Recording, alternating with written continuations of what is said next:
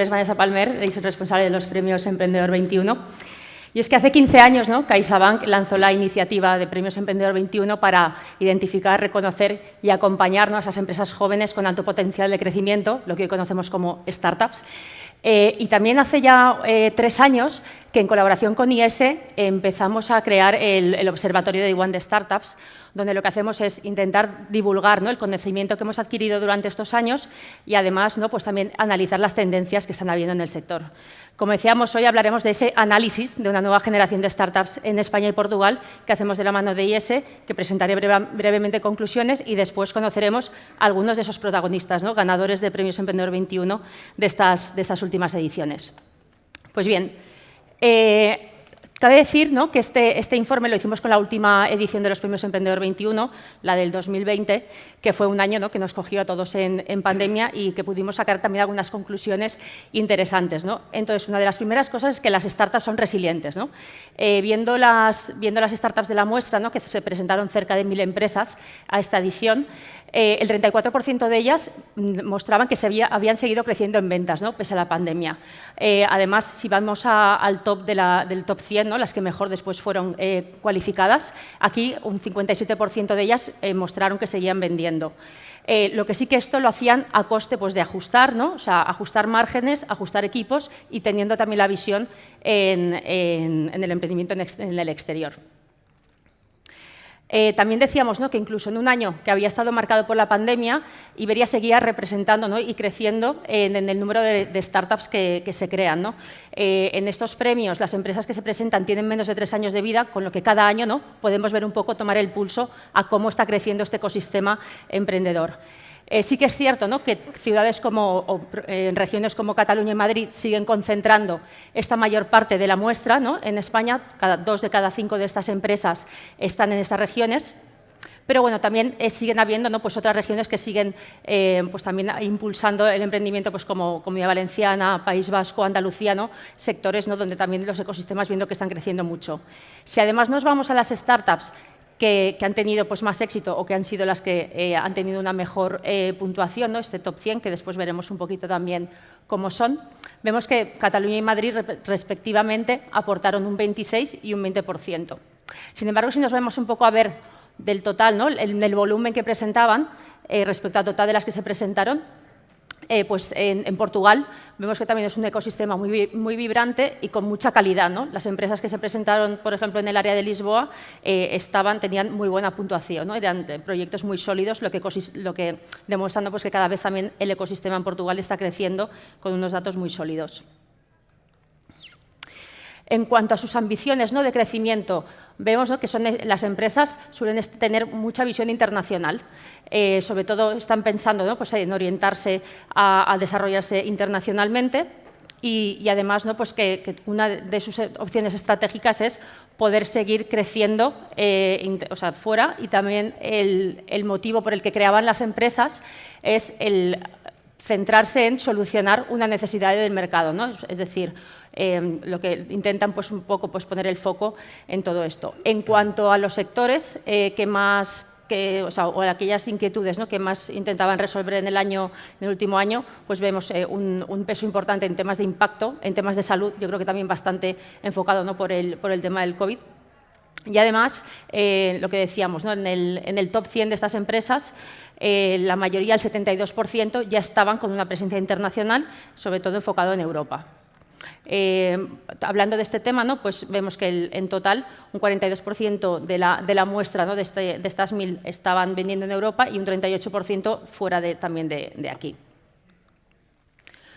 Por último, también vemos que también es un ecosistema, ¿no?, que cuando empezamos a lanzar los premios hace 15 años, que prácticamente estábamos, ¿no?, enseñando qué era esto de emprender, pues ya en los últimos años se ve que el ecosistema también de startups en Iberia está muy consolidado, ¿no? Cada vez hay un ecosistema más amplio con muchos partners, cada vez más fondos de inversión, ¿no?, que las están apoyando, y cada vez las startups más maduras y de mayor calidad, sobre todo en los hubs, ¿no?, principales de Madrid y Barcelona.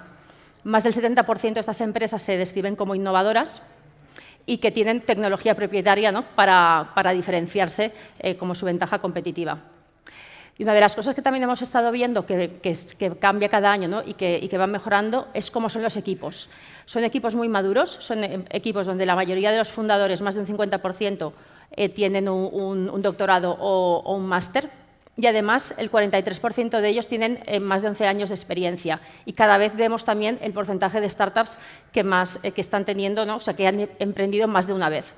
Esto también lo que hace es que atrae la inversión de los venture capital, ¿no? La inversión de capital profesional, ¿no? No únicamente de los emprendedores. Y sobre todo, cada vez se centran más en tener modelos B2B comparado con modelos más de B2C, ¿no? De enfoque al consumidor.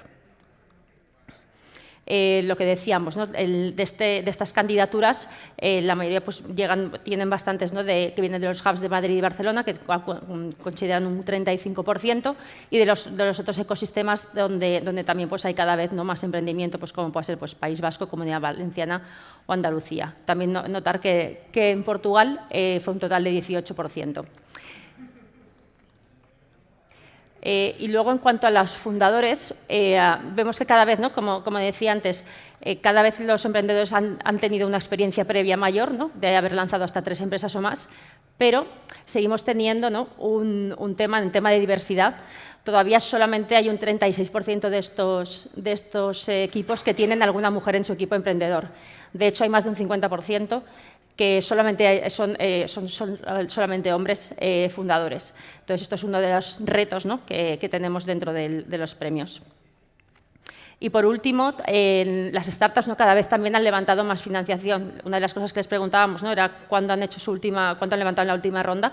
Y bueno, se dio 91 millones y en total 300 millones en el acumulado, ¿no? desde que lanzaron. Además, vemos también que las empresas que están en el top 100, ¿no? las más valoradas, pues en este caso el 21% de ellas tenían financiación de Business Angels y un 15% de Venture Capital, más del doble que las que no estaban en este top. Y vale, ya estoy hablando todo el rato, ¿no? Estas top 100, ¿cómo son el top 100? Pues en cuanto a los equipos, ¿no? Un 44% han emprendido más de 3 veces, comparado con la muestra. Los modelos de negocio que eligen son en temas de suscripción como monetización y además también priorizan el B2B respecto a otros modelos de crecimiento. Han obtenido financiación de los inversores, sobre todo del inversor profesional, ¿no? de Venture Capital y de Business Angels. Y además también han conseguido mayor representación y mayor financiación por parte pues, de subvenciones, financiación pública que les ayuda en su crecimiento. Son más ambiciosas, o sea, el 66% de ellas no tienen el foco en tener una tecnología propietaria, en tener un foco al exterior y también la internacionalización, ¿no? Desde muy pronto tienen esa mirada puesta en el crecimiento internacional. Y además son muy innovadoras, porque el 73% de ellas tienen algún tipo de protección intelectual dentro de su proyecto, con lo cual tienen claro que esto es una de las ventajas para competir. Entonces, como conclusiones, esas datas que hemos analizado están en un entorno complejo, ¿no? y desafiante, pero a pesar de ello vemos como el ecosistema tiene cada vez un mayor potencial de alto impacto, son optimistas sobre el futuro y vemos que los equipos cada vez tienen más experiencia, tanto en el sector como en haber emprendido previamente. El top 100 sería un modelo a seguir, pero también hay unos retos que tenemos que tener en cuenta, ¿no? y es como aumentar el emprendimiento en femenino, aumentar la diversidad, que todos ellos interioricen que es muy necesario tener esta propiedad intelectual, ¿no? como barrera para la competencia y el poder acceder a estas fuentes de financiación pues, cada vez más sofisticadas para apoyarlas en su crecimiento. Por último, bueno, como decía, ¿no? nosotros lanzamos el Observatorio de Day One para poder divulgar conocimiento. Este es uno de los ámbitos, ¿no? del ámbito de startups, pero os animo a que vayáis a nuestra página de Day One, donde podéis no solamente descargar este informe, ¿no? sino también otros informes que hemos hecho en colaboración con los diferentes agentes del ecosistema vinculados con el emprendimiento. Y esto es todo. Ahora doy paso, ¿no? Os decía al principio que había 3 empresas que iban a compartir hoy también su experiencia. Entonces, Javier Silvestre, director de Day One de aquí de Barcelona, nos las va a presentar. Y nada, bienvenidos. Muy bien, Vanessa. Bueno, como bien indicas, los premios Emprendedor 21, al final del prestigio, viene dado por las empresas que participan, ¿no? Y tenemos la suerte de contar con 3 ganadores en las pasadas ediciones. Tenemos Osval Martret de Shuttle, de la última edición, ganador de la última edición, justo en el reto de Ciudad 21. Tenemos Judith Cubedo, CEO de Guardia Diagnostic, ganadora del 2018 en Premios 21 de Cataluña. Y tenemos a Carlos Braga, CEO de Nantec, que fue ganador de los premios Emprendedor 21 en el reto de Impact del 2019. Me gustaría, más que yo entrar en detalle de vuestras empresas, me gustaría que vosotros, ya que estáis aquí, nos podáis hacer una pincelada, ¿no?, de lo que es vuestra empresa y, sobre todo, el objetivo, ¿no? ¿Por qué fue creada? ¿Cuál fue la intención? Y, sobre todo, el gap, ¿no?, que tendríamos que buscar un poco para cubrir esa necesidad en el mercado, ¿no? Si queremos empezar, Osval. Hola. ¿Me parece? No se te oye. Hola. Ahora sí. Perfecto, hola, buenos días. Muchas gracias por la invitación y también daros las gracias por el premio. Cuando lo disteis, pues vino mi hermano, que es mi cofundador también del proyecto. Y bueno, nosotros nos dedicamos hemos desarrollado una plataforma de bus a demanda. Es una plataforma tecnológica que lo que hacemos es licenciar a empresas, a transportistas, municipalidades, para que en vez de tener un servicio de línea fija en el transporte público, podamos dar un servicio mucho más flexible y sobre todo encaja en todas esas zonas donde hay una baja densidad o son zonas residenciales o de difícil suministro de transporte público.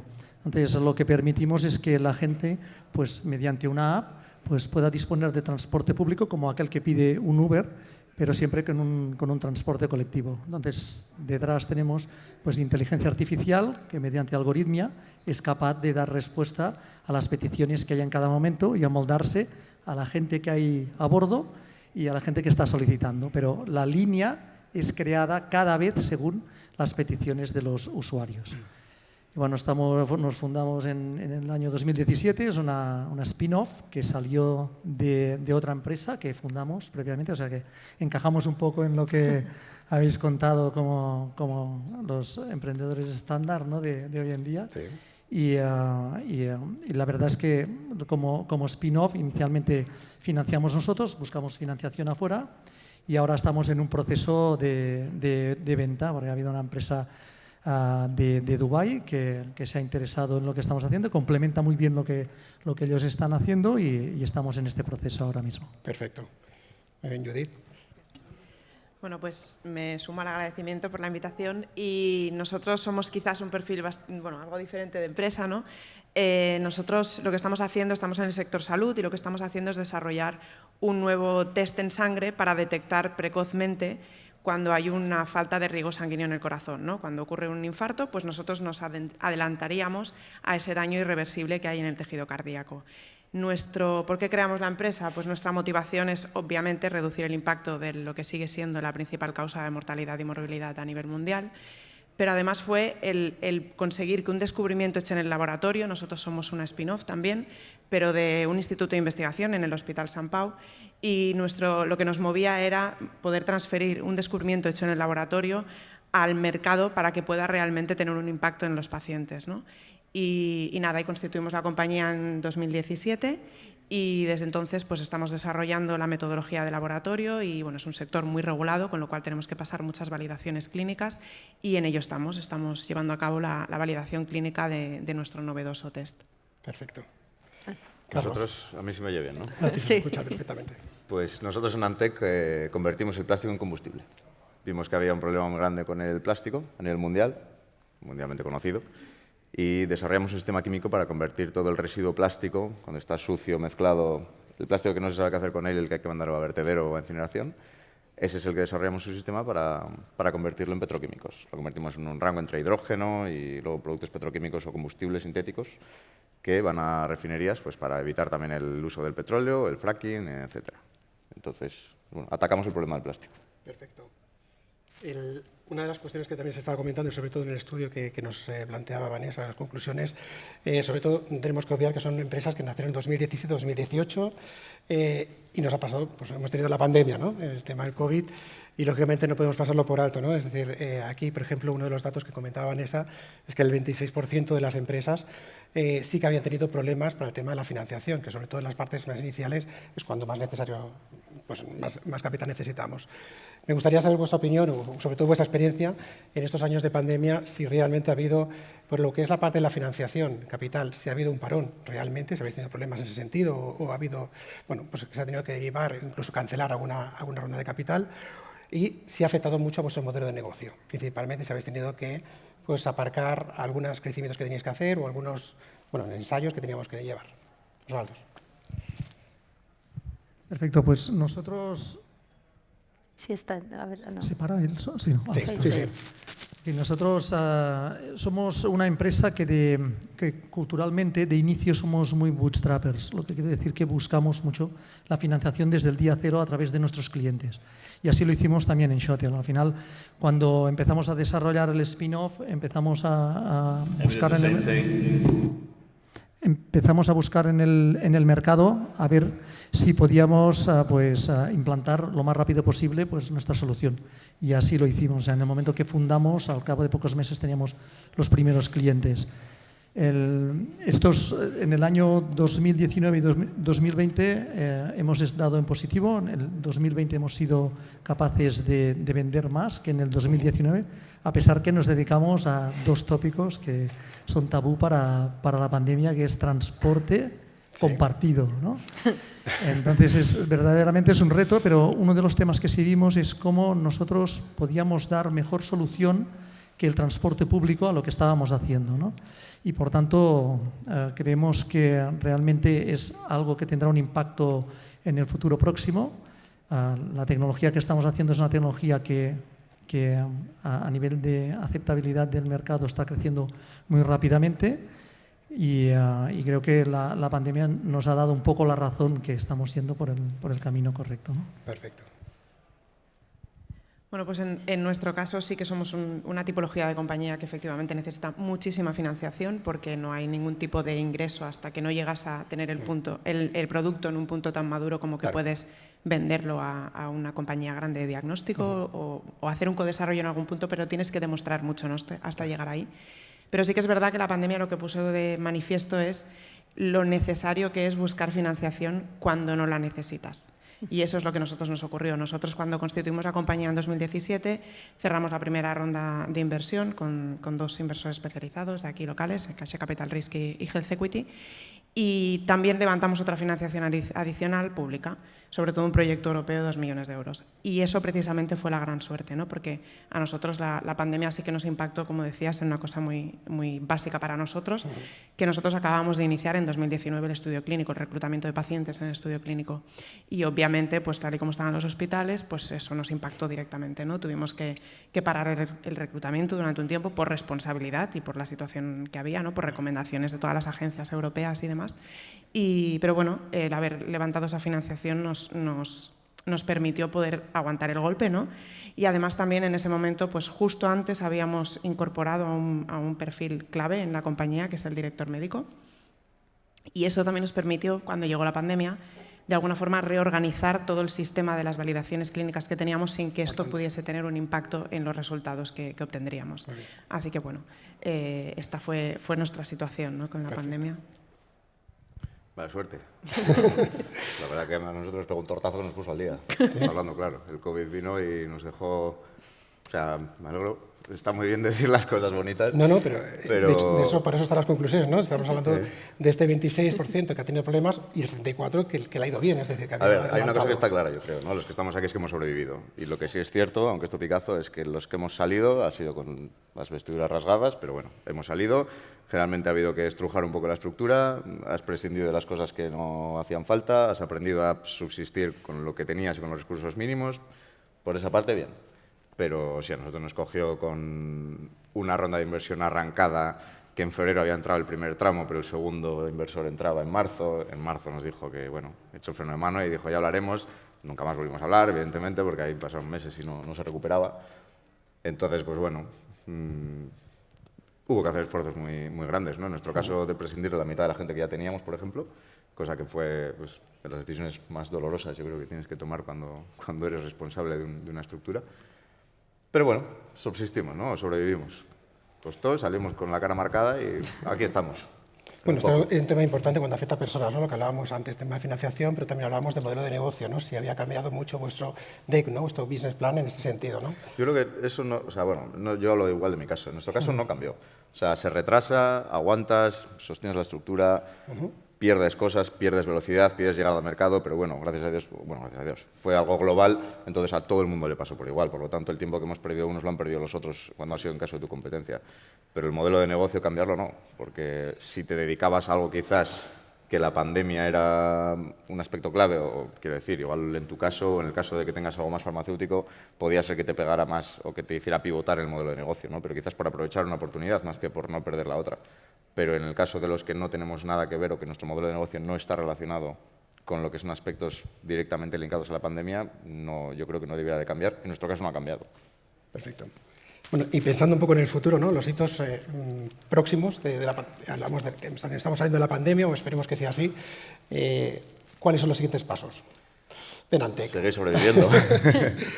No, ahora ya, bueno, hablo por nuestro modelo de negocio, ¿no? Pero en nuestro caso, ahora que el mercado parece que se ha estabilizado un poco, a nosotros nos afecta, por ejemplo, mucho cosas como el precio del crudo de petróleo. Nos vino bien quizás la pandemia porque los precios se desplomaron, entonces con esos precios llegamos a hacer la simulación de, bueno, vale, estamos en el worst case scenario, ¿no? Esto es lo que nadie esperaba que iba a pasar, pero ya se ha visto que puede pasar. Pues bueno, cuando te ajustas a una cosa de esas, pones como el suelo base y desde aquí todo puede ir, o esperemos que vaya mejor, entonces los próximos pasos, un poco los que ya estaban marcados, pero con un poco más de experiencia y con un poco más de sabiduría quizás en cómo apretar. En nuestro caso ahora estamos montando las primeras plantas de producción, estamos montando la primera planta en el puerto de Bilbao, que es donde llega mucha cantidad de plástico, es una planta de 25.000 toneladas anuales de transformación de residuo plástico, y esa planta esperamos que esté operativa para 2023, de manera que el resto de 2024-2027 establezcamos plantas por todo el país para llegar a transformar, pues bueno, nunca conseguiremos llegar al 100%, pero si llegamos al 20% del residuo plástico que generamos en todo el país, pues será un éxito, ¿no? Y eso, pues, replicarlo y avanzar, con el objetivo de que en 2050 lleguemos a ser sostenibles 100% con respecto al plástico, que es lo que a mí me toca, el resto, pues, es vuestra responsabilidad. Judith, comentabas antes, ¿no? Sobre todo el tema del alto índice de muertes, ¿no? Producidas por lo que estáis estudiando, que es más de un 31% de las muertes en todo el mundo se producen por problemas cardiovasculares. ¿Cuándo vamos a tener este test? ¿Cuándo tenéis previsto tener este test? Esta es la pregunta trampa que nunca respondemos. Ya lo sé. Porque, bueno, obviamente necesitas demostrar en estudios clínicos, ¿no? que lo que has visto previamente, nosotros venimos de muchos años de investigación, este proyecto lleva más de 15 años de investigación detrás y ya habíamos visto todo el potencial de este marcador en estudios retrospectivos, en pacientes reales. Pero ahora necesitamos el estudio prospectivo, necesitamos ver los resultados y, sobre todo, por muy buenos que puedan llegar a ser los resultados, necesitas que la comunidad clínica los avale y diga sí, nosotros queremos utilizar este test, ¿no? y le vemos una utilidad en la práctica clínica, porque si no, pues realmente nunca llegará a mercado, ¿no? Entonces, estamos haciendo mucho trabajo en esto, además del estudio clínico, estamos haciendo mucho trabajo de awareness y de hablar con key opinion leaders, además de que los tenemos dentro de la compañía, ya sea parte del equipo como advisors, pero también contrastar con aquellos que son más escépticos a un tipo de marcador como el que nosotros estamos desarrollando para realmente tener ese soporte, ¿no? Así que bien no se puede responder la pregunta porque es un camino largo y necesitas muchas validaciones y estar muy seguro y tener mucho soporte clínico. Esperemos que sea más pronto que tarde, ¿no? En ese sentido. Muy bien. Osvaldo, quería comentar el tema de la movilidad, desde el transporte. Es verdad que la pandemia nos ha hecho reflexionar este punto, ¿no? Pero sí que leía que en algunas conversaciones que se habían tenido, alguna entrevista que habíais realizado de Shuttle, en el que planteabais que un vehículo nuevo que tuviera la tecnología de Shuttle equivaldría o eliminaría a 3 vehículos, entre 3 y 4 vehículos de los que hay actualmente en las ciudades. ¿Nos vemos de aquí 20 años con un número reducido significativo en tema de transporte privado? Sí. Eso es lo que esperamos y eso es para lo que estamos trabajando, ¿no? Está claro, no sé si probablemente la mayoría de gente aquí o mucha gente está viviendo una pospandemia donde el vehículo privado está teniendo un incremento. O sea, hay gente que está dejando de utilizar el transporte público y a pesar del transporte remoto, del trabajo remoto, estamos viendo con que el tráfico en las ciudades y la entrada, sobre todo, y salida ha empeorado, ¿no? Está claro que se necesita solución en esto, ¿no? Nosotros generamos un impacto de medio ambiente, claro. El hecho de que se utilice una plataforma de estas características pues reduce el vehículo privado, pero está claro que el transporte público tiene que mejorar como tal. Entonces, la tecnología es lo que tiene que ayudarle clarísimamente a esta mejora, porque si alguien tiene que dejar su vehículo privado para utilizar el público cuando lo puede mantener, es porque realmente puede tomar esa decisión porque le compensa, ¿no? Y ahí está el reto, ¿no? El reto no está en que se diga la gente tiene que utilizar el transporte público, sino que realmente sea conveniente, ¿no? Que la gente lo tome porque le encaja, ¿no? Y otro punto muy importante es la accesibilidad, ¿no? Yo creo que lo que da el transporte sobre todo es la accesibilidad. Hay un tipo de ratio que es el ratio de accesibilidad a lo que es el trabajo, la salud y la educación, que no se habla mucho de ello, ¿no? Pero la persona que puede utilizar un vehículo y ir a cualquier parte a aparcarlo, de la persona que prácticamente no puede moverse, pues hay un gap importante, ¿no? Y lo que se trata es de comprimirlo, ¿no? Para dar una igualdad de oportunidades a todo el mundo. Y la tecnología aplicada al transporte, sobre todo al transporte público, es lo que puede dar un impacto de accesibilidad que también necesitamos. O sea, que hay dos vertientes, ¿no? Hay una vertiente de sostenibilidad y hay una vertiente de accesibilidad muy importante a salvar. Perfecto. Quería apuntar también una de las conclusiones que salía en el estudio que se había realizado con Premios Emprendedor 21 y es el papel de la mujer, ¿no? Es decir, miramos que solamente el 36% de las mujeres ocupan cargos directivos de las compañías, ¿no? de las startups. En este caso, Judith, ¿cómo ves el panorama? Sí que es cierto que el 36%, sobre todo donde hay más presencia de mujeres en equipos directivos, es en tema salud y en el tema de impacto, ¿no? Es decir, que posiblemente estemos en los sectores que estamos aquí, ¿no? Representados, pero ¿cómo ves el papel de la mujer? ¿Cómo va avanzando en ese sentido? Bueno, es verdad, ¿no? En el sector salud quizás es diferente que en otros sectores. Cada vez hay más fundadoras que son mujeres. En nuestro caso somos 4 fundadoras, las 4 somos mujeres y el equipo es mayoritariamente de mujeres, pero es que tiene sentido, no es por nada, es porque tiene sentido en los centros de investigación de donde sale la mayor parte de talento que incorporamos, la mayoría también son mujeres, ¿no? Y bueno, aquí diré quizás suena atópico, pero es que es real.